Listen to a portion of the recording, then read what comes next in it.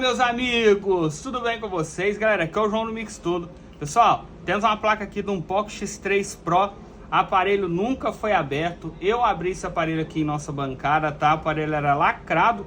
Pessoal, esse aparelho aqui, diz o cliente, que ele utilizou o aparelho simplesmente por 3 meses. O aparelho simplesmente parou de ligar, galera.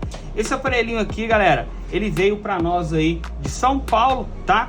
Esse aparelho ele é 6 de RAM e 128 de memória interna, tá? Pessoal, geralmente esse aparelho aqui ele dá aquele problema crônico, tá? Na CPU, como vocês já sabem, né?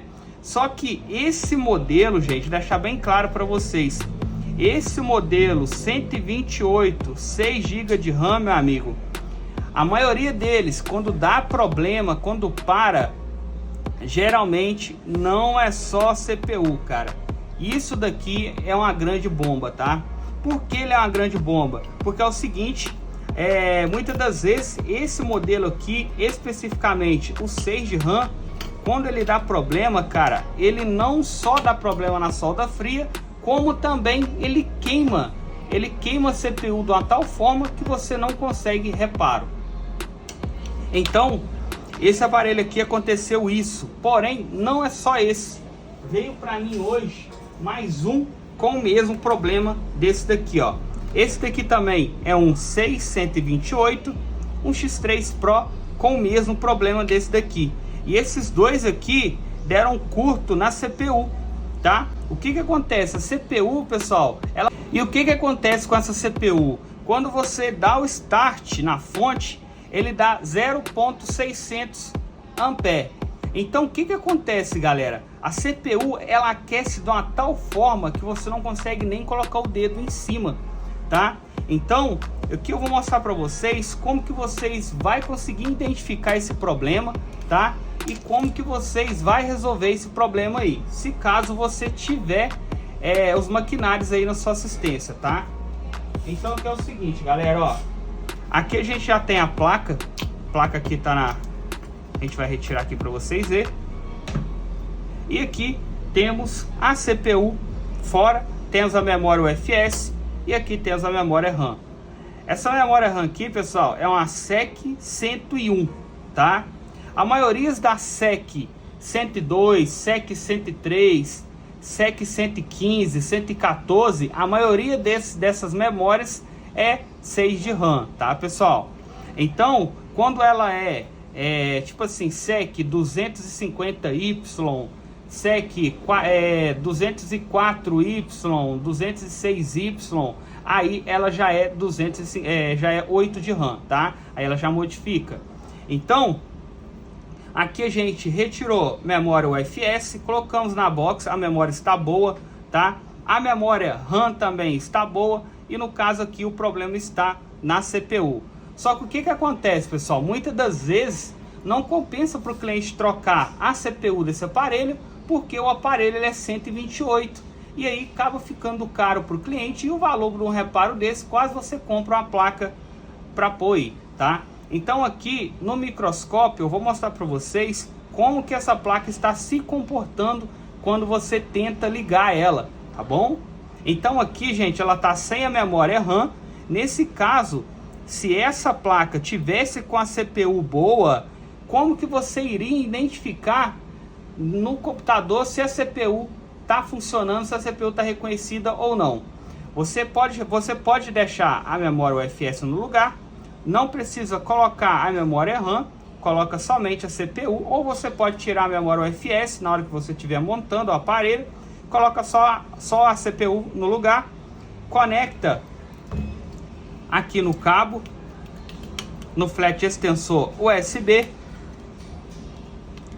somente com a CPU na placa, você vai espetar no computador. Você vai contar de 1 até 10 segundos.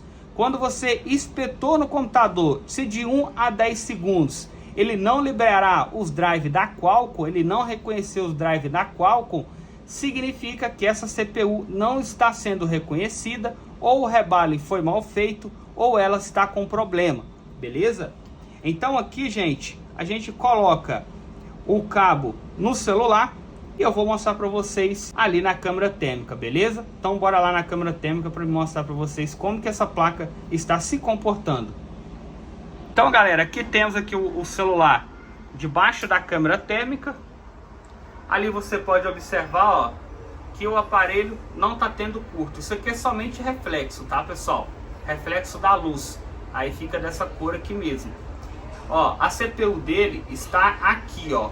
Ó, a CPU está aqui, tá? Então eu vou estar colocando o cabo de carregar aqui, ó. O cabo aqui, pessoal, ó. Vou estar conectando ele no celular, tá? Então vou deixar aqui mostrando a CPU.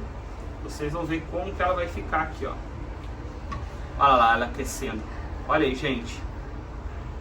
Aí, tá vendo? Então o que que acontece, pessoal? Essa CPU, ela não foi reconhecida no computador. Tá conectado no computador aí, ó, tá vendo? E não foi reconhecida, olha aí. Tá vendo? Então o que que acontece? Essa CPU aqui, meu amigo, ela já era. Engraçado que é um aparelho de 3 meses de uso com esse problema, tá? Tá aí, ó. Foi retirado perfeitamente, tá? Sem excesso de temperatura. Quando esse aparelho chegou pra gente, que a gente colocava ele para carregar, a gente já notava um aquecimento fora do normal, tá? Então a gente até pensou que poderia ser algum curto, mas não. A gente tirou os periféricos e identificamos que realmente a CPU estava em curto, tá? Então nesse caso aqui, galera, só conseguimos resolver essa placa fazendo a troca do processador ou fazendo o swap dessa placa aí, tá?